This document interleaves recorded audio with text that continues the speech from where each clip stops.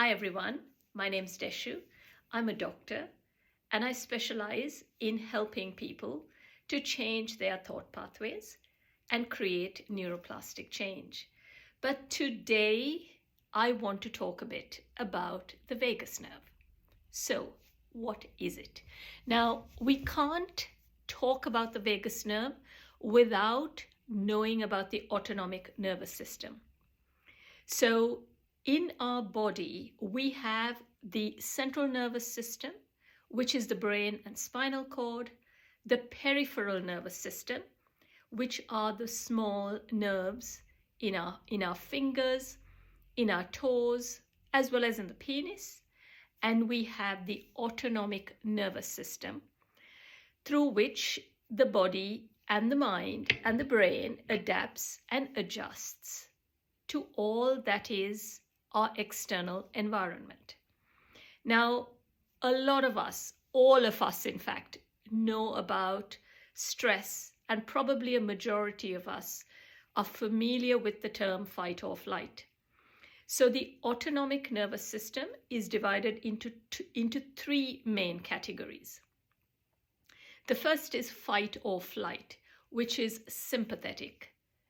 The second is rest and digest, which is parasympathetic.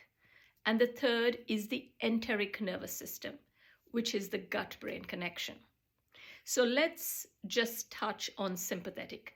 So when we talk about stress, when we talk about fear, we are talking about a brain and body that is in fight or flight. So the sympathetic nervous system will use certain pathways through, like the limbic system, the hypothalamic pituitary axis. It mainly uses the chemical signals through cortisol, epinephrine, norepinephrine. Now, when we talk about the opposite of fight or flight, which is rest and digest, this is the parasympathetic nervous system.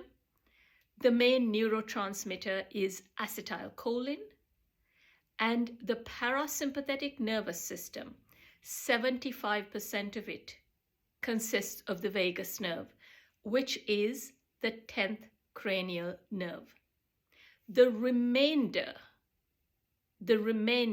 is filled up through the 3rd cranial nerve, the 7th cranial nerve, and the 9th cranial nerve. So when we talk about the vagus nerve, we are talking about the parasympathetic nervous system. But when we talk about the parasympathetic nervous system, we must not forget that the vagus nerve, yes, is the most important component here, but it is still only part of the parasympathetic nervous system. So, the vagus nerve.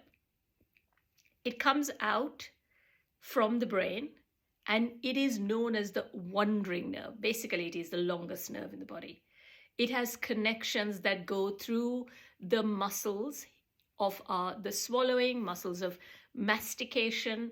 This is the nerve that is responsible when we say ah, when we swallow, when we sing. It also comes right down, it connects to the heart, the lungs. It also connects to the digestive system. Right, so how can we raise the tone of the vagus nerve? One of the most useful things to learn to do is visualization meditation. That is foremost. Number 1. Number 2, practices like yoga, qigong, pranayama, or what is known as breathwork.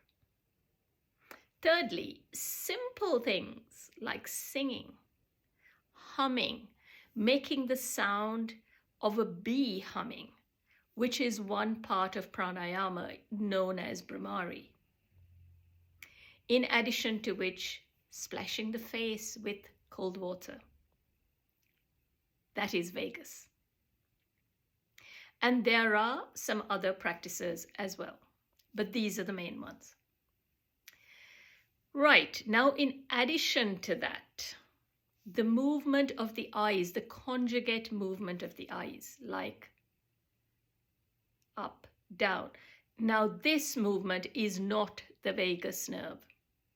This is the third cranial nerve, the sixth cranial nerve, and the fourth cranial nerve. But the third cranial nerve is part of the parasympathetic nervous system. In addition, blowing the cheeks out, that is the seventh cranial nerve. And simple practices like massaging, particularly the ears, the outer covering of the ears, just massaging it. Because this part of the face is provided, the nerve connections to this part of the face is provided by the seventh cranial nerve and the fifth cranial nerve. Now, as always, if you have any questions, if you would like to know more, please DM me. I will make videos that will pull out each of these practices that raise the tone of the vagus nerve, and also practices that stimulate the third cranial nerve and the seventh, and we'll talk about those in more detail. Thank you for listening.